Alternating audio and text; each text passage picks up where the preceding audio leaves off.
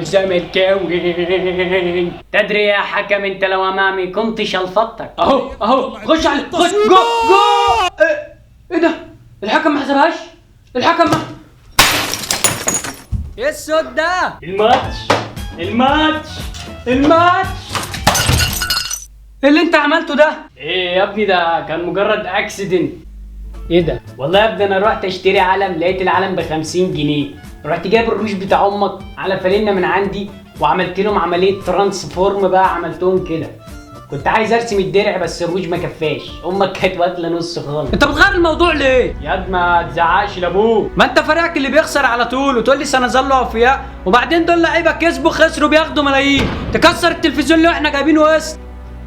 انت بتزعق لابوك على الطلاله ضربك انت ام. ايه ده؟ انت هتعمل ايه؟ معلش يا بابا. يا زميلي انا هادي. امال فين يا ابني محمد؟ برني بقالي ساعه مش برد عليا. اتخانقنا مع بعض يا عم. ليه كده؟ كان بيشتم حسام غالي وعبد الله السعيد. والله واتخانقتوا بس؟ شنفط. احلى مسا عليك. ايه اللي جابك يا ابني؟ مش من عادتك فيه. والله ابويا بيسمع ماتش الزمالك اتعصب عليا، فانا خفت اسمع ان هو ماتش الاهلي والزمالك يعني شخرمني. ضيعك والله. لا ما ينفعش كده. تعصب وحش قوي. انا ضده على فكره. وانا ضد التعصب. يلا اهو. ايه ده يا عم؟ اعمل اللعب ده يا عم، اللعب بتاعك كويس كده. نعمل لكم يعني يا شبح نوصلكم في ديتول. انت جايب الفنانه دي منين يا؟ لقيت واحد رفعها على النت. ده ابويا بقى.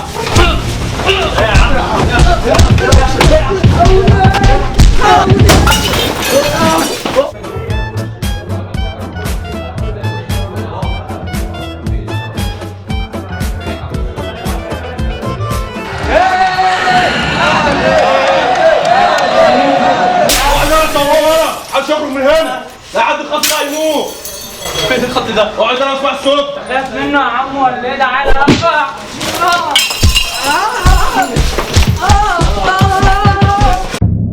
يا جماعه انتم مبهدلين بعض ليه كده يا جماعه؟ انتم مصريين يا جماعه. لازم يكون في روح وطنيه بدل ما انتم مطلعين روح بعض. والراجل ده متبهدل ليه؟ ده كل ده ليه؟ عشان ماتشات؟ محدش يعرف يبهدلنا. طب اقعد بس، انت عصبي ليه كده؟ يا عم انت خايف منه ولا ايه؟